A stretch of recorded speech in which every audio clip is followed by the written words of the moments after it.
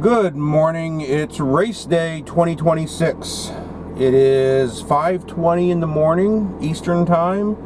I'm sitting in my driveway on the east side of Cincinnati, about to set out on the 2-hour drive to Indianapolis, hoping that it is a successful race day, but Mother Nature has made a late entry again for the third straight year and is threatening to make this a very long day again. I'm hoping it's a one-day trip and not 2 days up and back, but we'll see. So I'm planning about 2 hours to get on the end of the line, and I will check in when I get there. It's 7:30 and I just got on the end of the line on 16th Street. About two and a half miles east of the Speedway. I'm past the river and just a little bit past the Indianapolis Indians old ballpark. I think that park was where they filmed quite a bit of A League of Their Own 30-some years ago. I'm not 100% sure on that, but I thought that was part of the story behind that. They've turned that ballpark into an apartment complex. It's kind of a neat setup. They built apartments basically on top of the old grandstands, and then the ball field is essentially, I guess, a playground now, and then the parking is parking for the residents. So overcast, not raining right now. Hopefully the rain stays away. Hoping to get parked in the next couple hours. I hope to be parked by 9:30. So I'll check in as I get closer to the track and talk to you then. So I had my geography wrong earlier. I am just now crossing what I think is called the White River. I thought it was further east of here. So this is where I hit the backup a couple of years ago. That was the first year I did a video, and I got a lot of really positive, nice responses from folks on YouTube. So I thought I would do the video again this year and just kind of document one fan's experience of going to the Indy 500, and I hope you enjoy it.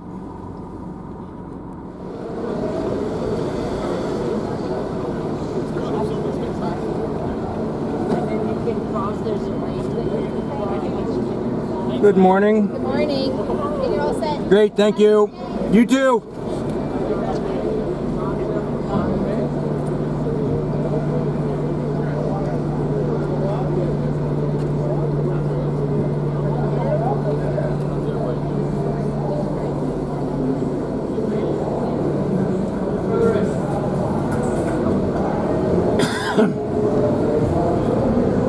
Passing under the South Short Chute and into the track.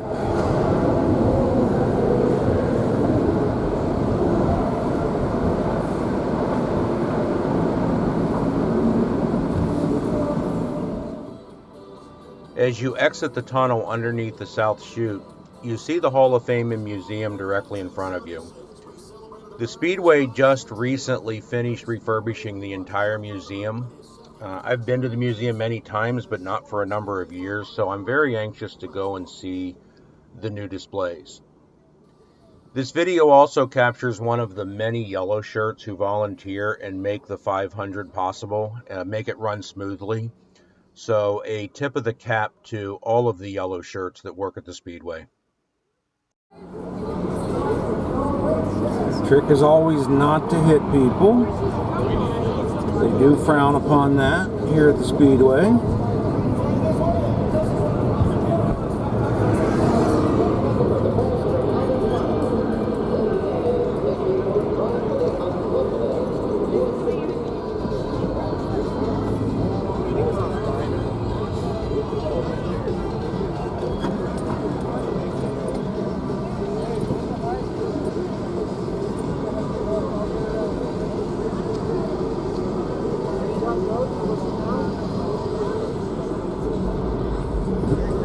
Several years ago, my dad started buying the infield parking passes. We do pay extra for that, but as my dad got older, it became more important to have the car available to us, that we could walk back to it and take a break. Since my dad passed, I've continued to go ahead and purchase the parking pass It really makes it nice, especially on days when it can rain, when I can go back to my car and sit in a dry car and wait out the delay. In this clip, I'm actually getting parked inside of turn 3. I sat for a little bit while the guy next to me tried 3 or 4 times to get his oversized pickup truck position, but then they had me back into position and I was set for the day. Next to him, I assume? Yeah, but as soon as I get him from the road, Understand. gonna grab 30 more of y'all in here. Nope. Cool. I'm going to get off the far west lane to pick him up, or am I going to wait for him to come to me? Wait for him to come to you. They're coming up the far right lane. Okay.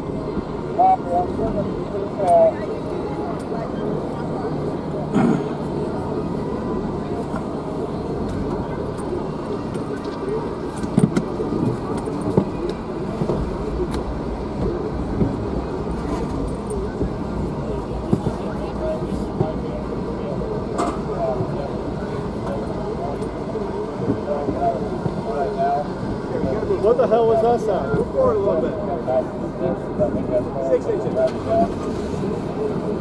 Straighten up,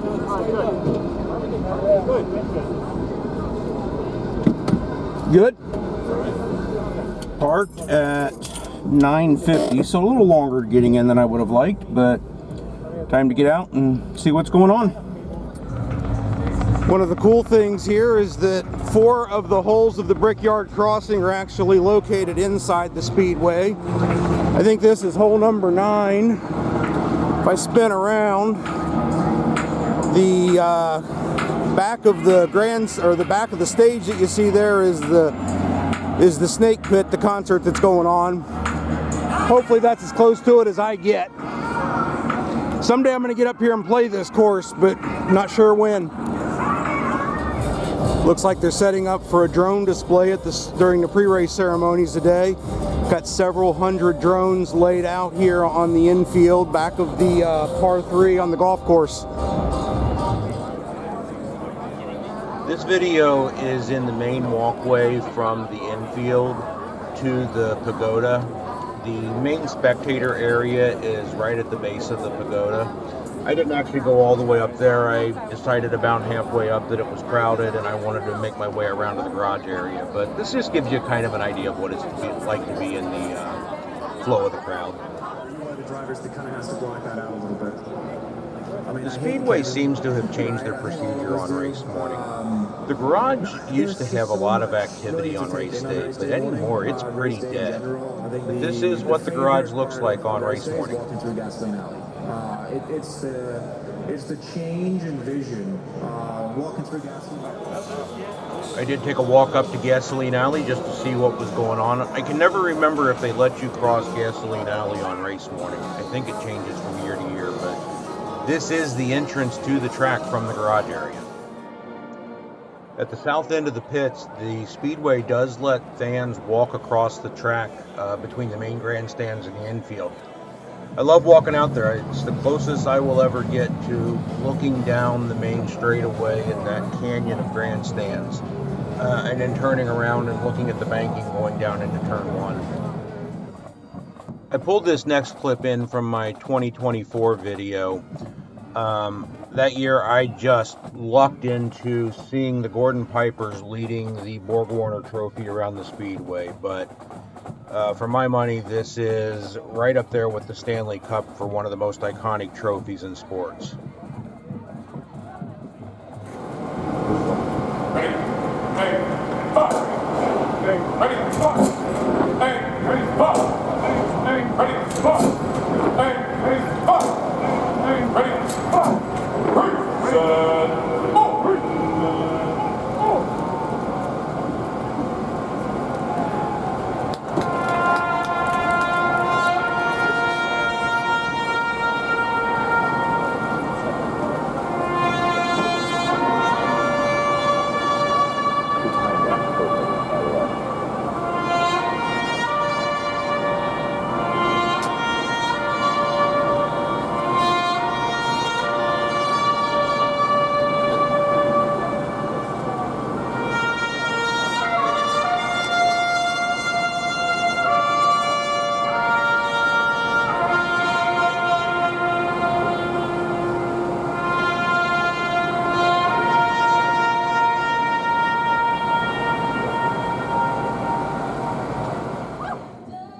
I butchered the recording of the national anthem and the flyover, but I included this clip because the drones I showed at the beginning were used to create that smoke effect in the back. It was an American flag before the wind kind of blew it apart.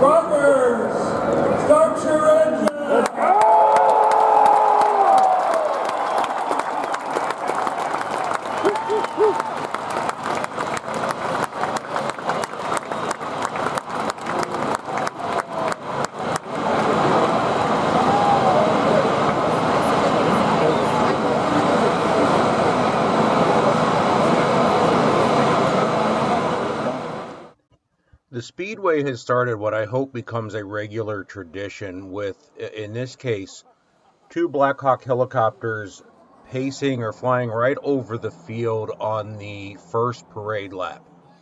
It is a pretty impressive sight, as you'll see in this next clip.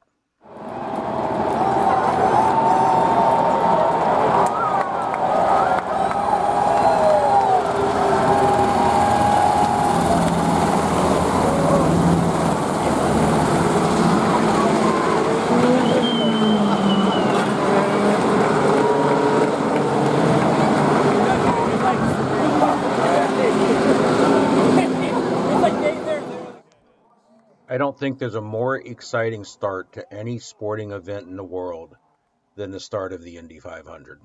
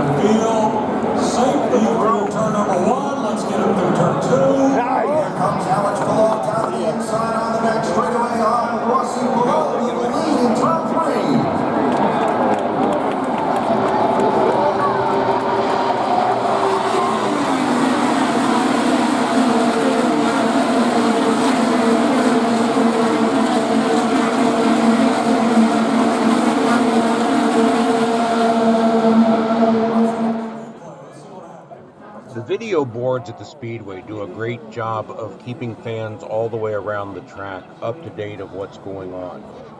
I can remember going to the race in the 90s and these didn't exist. The first real use for them on race day was Ryan Hunter-Reay's accident on lap 18 that unfortunately collected Catherine Legg when she had to swerve to try and miss Ryan's car that was sitting across the track.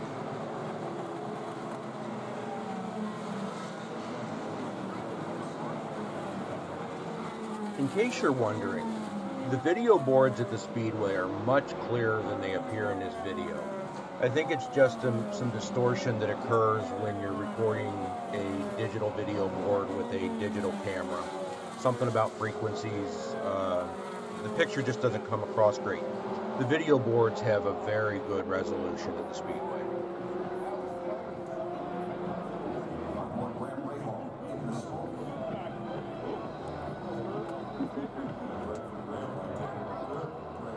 Always takes a little lady luck to win the Indianapolis 500, and we're being told the pits are open. It's impossible for me to capture the entire race on video, not to mention it would just thoroughly annoy the heck out of everybody around me. So I focus most of my video on the restarts when there's the most passing and most likely chance of something happening. So this is the restart following the Hunter Ray leg accident on lap 18.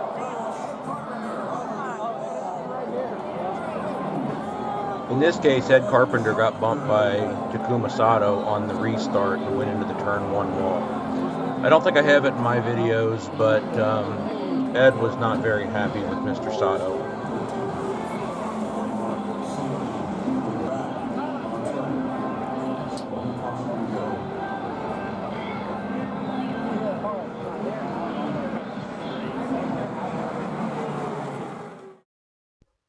This restart on lap 32 was the start of a long green flag run. I think the drivers were all very aware of the potential weather moving in. I think there was also just sort of a settling in and trying to click off miles and conserve fuel. There wasn't a lot that went on during this time frame, but kind of a dead period for about 70 laps, and then things really started to pick up. To second, just like that. That was a move. And that last restart said, I see how you're going to play today. Just you watch this. Yeah, man. Talk about a strong car. So Kyle Collette, the rookie, leads the Indianapolis 500. AJ Foyt Racing Team.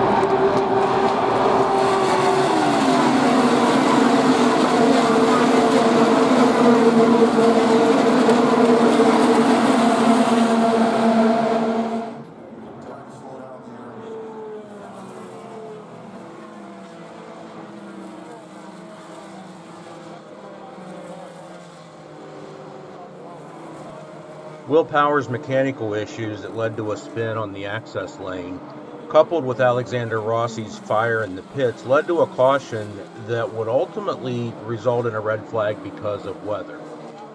The most important thing that happened during this stretch, I think Power's spin came on like around lap 97 or 98. But during this caution period, we got past lap 100 and the race became official. So we knew at this point that there would not be any additional racing on Monday.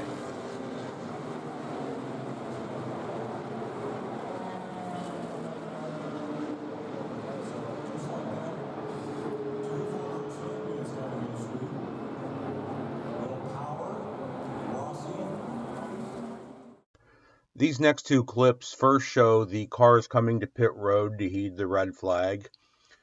Then the following restart when they got back to racing. What I wanted to point out is if you look beyond the stands in turn 3, you can actually see the rain showers that stopped the race for a little bit.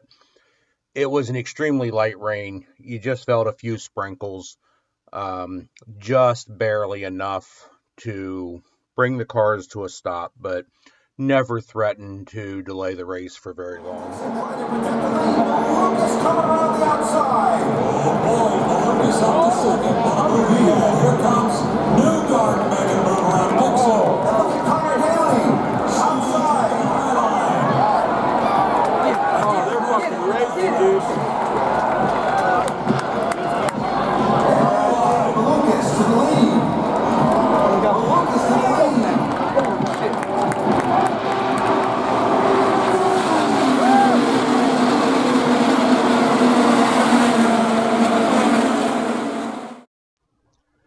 It seems like most of the accidents happen in turn 1 and turn 2, But the one incident that did happen in front of us in turn 4 was when Joseph Newgarden touched the concrete apron on the restart on lap 125 and spun into the outside wall.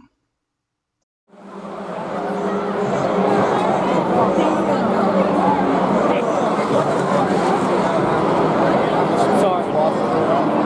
fourth place.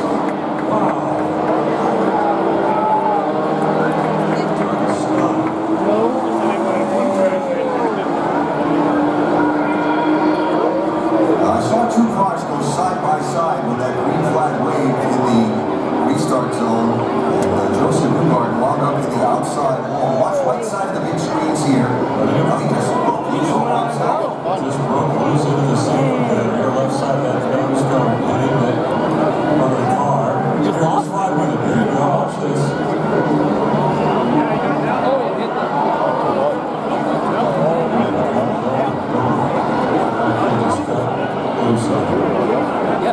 Disappointment for the two-time champion Newgarden, knocked out of the race.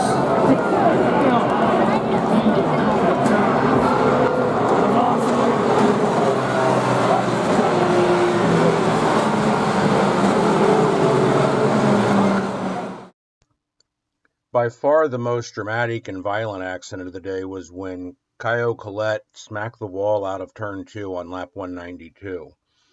Not only was it an extremely dramatic accident, but the red flag and the 8 remaining laps in the race set up one of the most dramatic finishes in 500 history.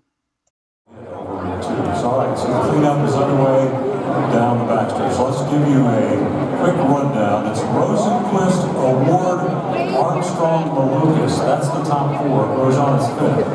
Alex Palou is 6th. Ferrucci's in 7th. Takuma Sato has moved up to 8th place. 9th is VK. McLaughlin 10th. Daly is now 11th. Nolan Siegel is 12th. Simpson 13th as we watch the replays. Woodgard is 14th. Dixon is 15th. So that will be Caio. At the track, you assumed the restart with 5 to go was going to be the last one of the race. Fortunately, Mick Schumacher didn't hit the wall too hard, and they were able to do an extremely quick cleanup and get the race restarted with 1 to go. I don't want to talk over the clip of the last lap of the race, and I wish I could overlay the IndyCar radio network broadcast. If you've never listened to a race on radio, those guys do an amazing job describing the action and painting the picture. They share the broadcast between 5 announcers, 4, 1 in each corner and then 1 on the main straight. And they bring so much excitement to the action that's on the track. Like I said, I wish I could include it here. I'm not sure, as I think about it, this last lap of the 2026 500 may be the single greatest lap of racing in 500 history. Here we go.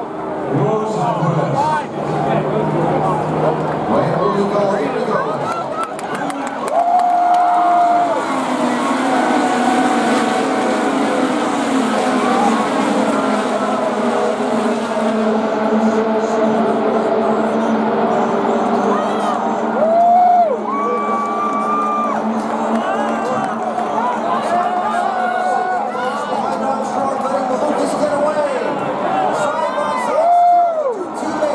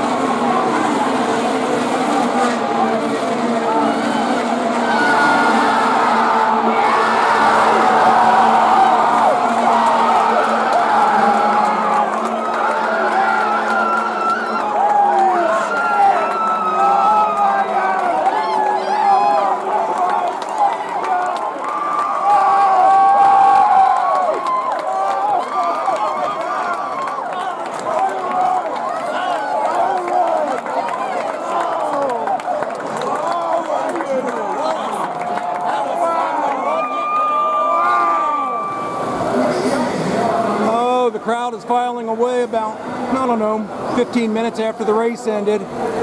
Looks like we got done just in time. It looks like it is going to rain, and it is going to rain soon. I'm still waiting for the stands to clear here in the Northwest Vista.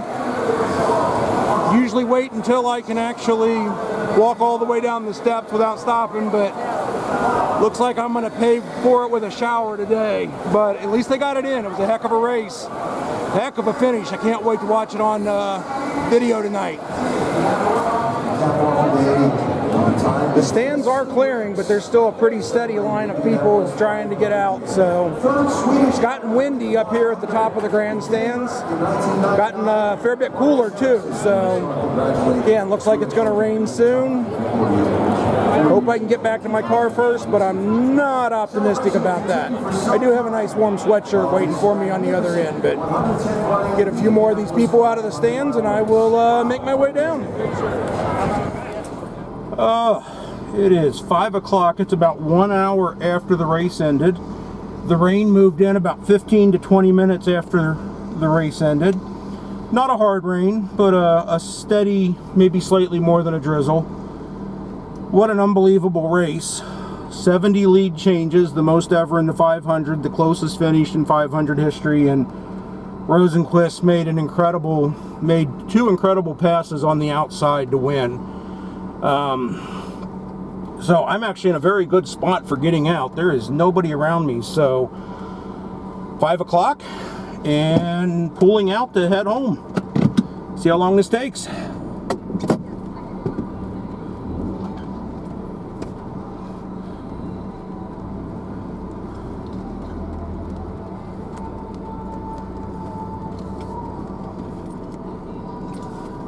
Don't worry, I'm not going to record the entire drive home.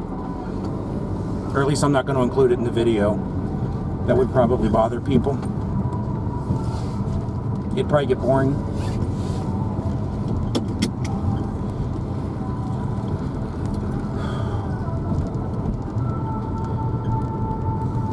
Someday I'm going to get up here and play this course. We're just going past the tee boxes for number 10. I'm going to drag 3 of my friends up here and make them indulge me. Maybe I'll be nice enough to pay. Hopefully they don't see this video. It is 8:25. Well, just over 15 hours from when the day started. Back home where the day started, in my driveway on the east side of Cincinnati. Battery's almost dead on the video camera, so this may cut off at any time, but a very successful day, and since the race was completed today, I can play golf tomorrow. So, hope you enjoyed the video, and maybe I'll do this again next year.